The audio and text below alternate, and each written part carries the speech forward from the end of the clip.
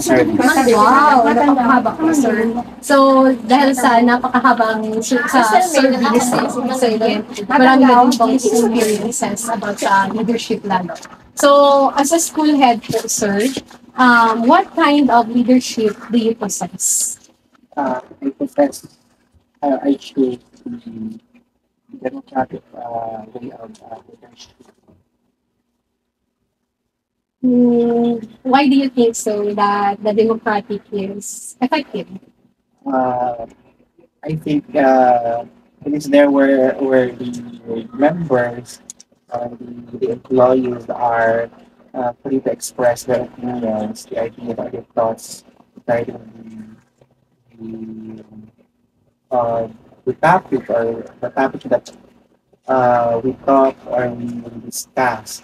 So I want them to share what they have because I believe that when sharing together more brains can establish more or can give more thoughts in establishing the organization.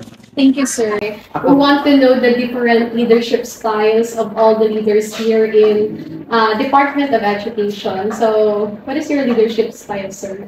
My leadership style is first I have to be a model for my subordinates. I will show I will show first how how to make or how to have a particular project. Then my subordinates will follow. Okay, that's And of course with supervision. yes. So that's a good strategy of being a great leader. So, may mga pagkakataon po ba na nagkakaroon din ng conflict dahil sa leadership style mo na ganyan? I am very vocal and open so that everybody will lahat kami ay nakaibigan ay magkaroon ng conflict. So if there is a question with my style of leadership, then they are open to talk to me. And if they have a good idea, then why not consolidate those good ideas and give a chance for that idea to use on the organization. Okay, thank you, sir. For 28 years, to be exact, this July 15, 2024. wow. So, kayo po ay naging TIC. Yes. And then, ilang years po kayo as TIC po? Sa Bugdan is 4 years, and then dito sa Melodias is 3 years. 3 years. Bali 7 years. Ano po yung leadership style niyo, ma'am, na kung saan is maganda po, na nakita niyo talagang effective pagdating sa lahat ng mga teachers and then even sa school? So, as a leader, you must be a good follower first. Yes. You have to lead, and then you must be a role model so that your subordinates will also follow you. You must be listen to their suggestions and opinions. So, ang pagiging leader po talaga, ma'am, is pagiging servant din talaga na tinatawag. Dahil nga, hindi ka magiging isang leader, hindi ka magiging isang great leader if you will not be a good follower. So, napakaganda po, ma'am, Days, na ginagawa ninyo as a leader during your, as a TIC in Tugdan and even here in Miss Nahis. So, thank you very much, ma'am, for You're that wonderful. welcome. Good morning, ma'am. I am Miss Carla, and I am here to conduct an interview about the leadership of your school head in your school.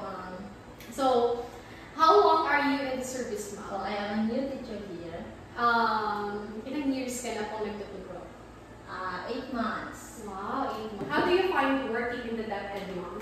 Is it fulfilling or tiring? Sometimes it's easy and sometimes it's tiring. Why? Because because of the paperwork also. Tama. Lalo na ngayon, di ba? Lalo na end of school year ng DepEd at alam ko rin yan bilang teacher. So, nakakapagod talaga sa daming documents na kinakailangan natin asikasuhin. And, bali, dalawang question lang po ito, ma'am. Here is my question, ma'am. Is there any experience with the leadership in the school that you think pleasant? So, why do you think so? That it is pleasant? The leadership of a Miss Nice principal here in our school, he characterized by clear communication and also he is a supportive principal and empowering the environment for the teachers and also the students. And also, he is a strong commitment to improve the quality of education here in our school for the students and the teachers also. And innovative, he is an innovative initiative for our community engagement. Tama naman talaga, no? So, kailangan talaga sa isang school head is, kailangan talaga ng communication together with the co-workers. Kasi, if ever na mawala yung communication na yan is, hindi din talaga magkakaintindihan at walang unity sa isang school. So, bale, napakagandang attributes ng school. Good morning, Mom. I am Miss Carla and I am here to conduct an interview about the leadership of your school head or principal in your school. So, ano pong designation niyo dito, Ma'am, sa school niyo? I am the administrative support staff of Melody San Mariela Senior National High School. So, how long are you in the service, Ma'am? 2 months. 2 months. Kailan lang pala yung pagkakain mo rito? So, dahil ikaw po ay permanent or contractual? Contractual. So, ang question ko po sa inyo, Ma'am, is there any experience with the leadership in the school that you think pleasant? Yes, Mom. So, based on my experience as an administrative support staff here, based on my observation, for 2 months, the principal or the teacher in charge here in this National High School have a clear communication with the staff and the teachers, and also there is the communication is centralized, so parang nagkakaroon ng clear communication with the other personnel here sa school. Okay, Ma'am. Good morning, Mom. I am Miss Carla May G. Gregorio, and I'm conducting an interview with you for our final exam in the leadership and management subject. So, how long are you in the service, Ma'am? 1 year na po. So, kamusta po ang sa 1 year po na service sa teaching? Satisfying and fulfilling. Satisfying and fulfilling. So, as a teacher, ano po ang isang magandang quality or qualities ng leader ng leadership ng iyong school head na lubos mong hinahanap? Sa experience ko, Ma'am, is yung pagiging responsable niya po sa mga bagay-bagay at na nihingi niya po talaga yung suggestion ng mga teachers bago siya mag-proceed sa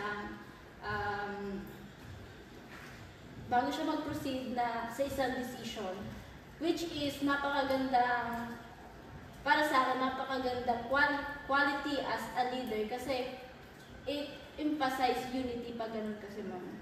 So, ganyan po yung leader nyo ngayon. Yes po.